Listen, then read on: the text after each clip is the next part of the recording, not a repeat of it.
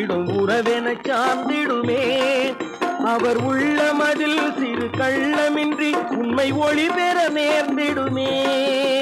உள்ளமதில் சிறு கள்ளமின்றி உண்மை ஒளி பெற நேர்ந்திடுமே. அரு கோணம் காண அகந்த எனும் மாயை ஆணவம் தூண்டிடுமே. அரு கோணம் காண அகந்த எனும் மாயை ஆணவம் தூண்டிடுமே.